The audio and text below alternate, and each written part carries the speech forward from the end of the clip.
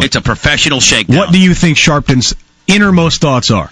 Deep down in Al Sharpton's crazy-ass mind, do you think that he really believes in it, or is he just... It's a shakedown? Well, it's a total shakedown. It's a complete shakedown. But do you think he knows it's a shakedown? Do you think he truly believes deep down that, man, I'm getting away with murder here daily? I'm shaking people down under the guise of being, an African-American guy. Yeah, I think on one level he really believes that he speaks for Black America. I do think he thinks that. But on the other level, when he needs to pay his bills and, get on that private jet to go somewhere to be a black advocate, he knows that it's maybe a shakedown.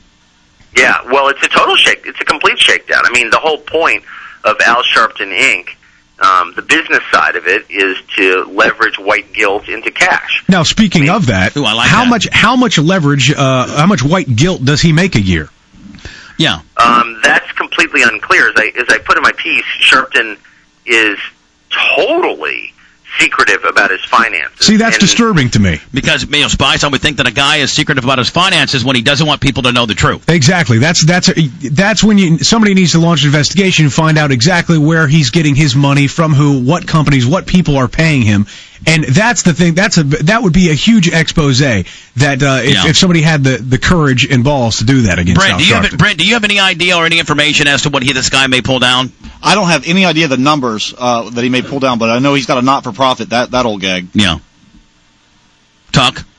Yeah, I think it's totally unclear. I know that he's had a lot of disputes with vendors. He tends not to pay his bills, like travel agents, hotels, stuff like that. Yeah, and it's like, what are they going to do about it? What are they going to do about it? You can't get, You can't tell Sharpton to pay a bill he owes, because if he feels like it, he'll call out the troops and ban your business and do a blackout on your business, and then you're screwed. No pun intended, blackout, but Spice, you're right. If you're the Hilton and, he owes you for, 50-night stay. Oh, well, the Hilton, they brought me room service and they spit in my Coke because I was black. And I ordered grilled chicken and they made it fried chicken with collard greens. Are they saying that I'm a black guy that would only like that?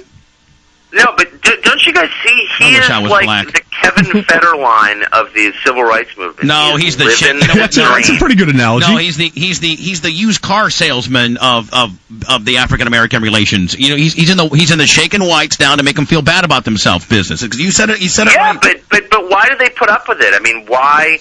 I have no idea. The guilty white community will just put up with anything. Well, it's easier for let's say the Hilton, for instance. If there was an incident at the Hilton, it's easier for the Hilton to go, okay, let's just give him a check for $500,000 to shut him up, rather than all the bad press. If I may expand on that, the other reason is nobody really can control their own destiny with him, because, like, for instance, Spice, the CEO of the Hilton will have the board members to answer to as to why they're being now officially banned, by the blacklisted by Sharpton. Whereas very few people own their own deal. Like, if he tried to strong-arm Vince McMahon in the WWE, or somebody that has control, those people would probably tell him to go get screwed.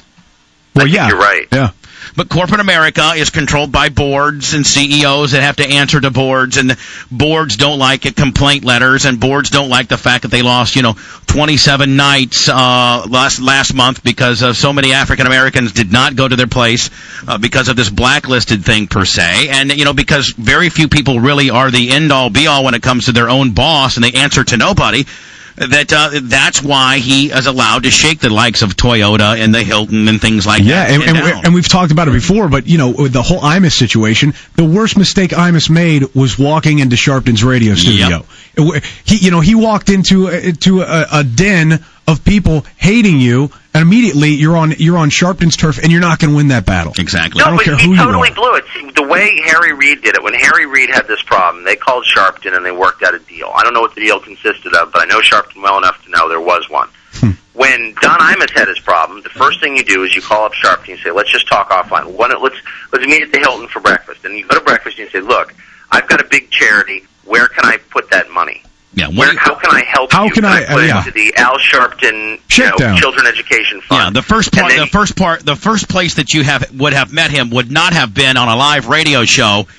Exactly. Right. Exactly. I mean, you would have had done a bunch of pre-surveillance prior and know what he's looking for and how to pander to him, and which you would already have done before. And I will tell you, though, the funniest video footage I've ever seen is the video footage of Imus walking into that studio, and you've got 20 big African-American dudes mean-mugging him and eyeballing him, and you could tell Imus was screwed. I mean, that was it. Done. Well, hey, it worked out pretty good for Imus, in my opinion. It really did. That's true. How messed up was that? That's true.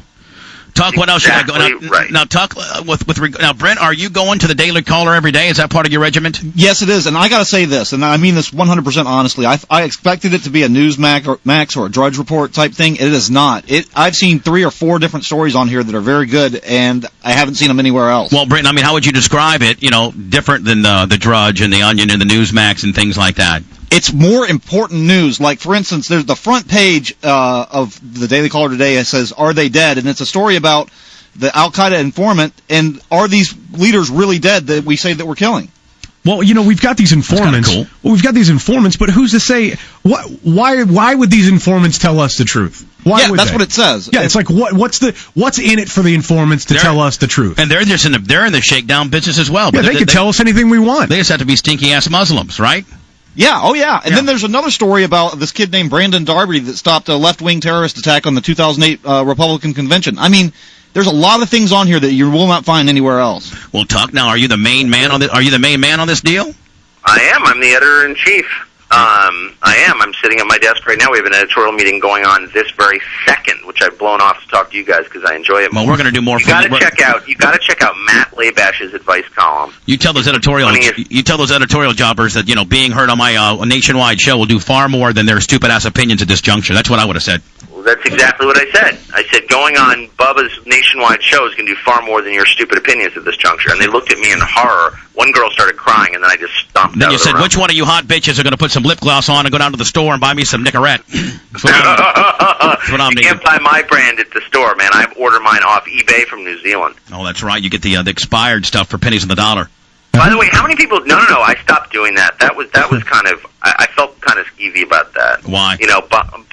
Buying your Nicorette from a meth head online late at night who takes it out of the dumpster. I don't know. There's something a little dark about that, no? Well, I mean, I'd rather do that than send my kids to camp for the entire summer. But hey, that's your choice, not mine. No, you left the best part. It's camp for the summer, boarding school for the rest of the year. That's true. Camp for the summer, boarding school for the rest of the year, in a Nazi-type environment. That's fine. Anyway. Yeah, so they're going to be like upstanding citizens. Now you got an opportunity. You got an opportunity to make any money here. I mean, let's talk about where the rubber meets the road. Can you get? Yeah, I'm not doing it as a charity project. Right. Yeah, we're already making money actually. Oh, fantastic! I mean, enough to afford your. Well, at the end of the day, man, how much do you really need to survive? Not that much. I mean, come on, let's be honest. Are you being serious? He's the heir to the Swanson. I mean, he's the heir to the Come on. Swanson.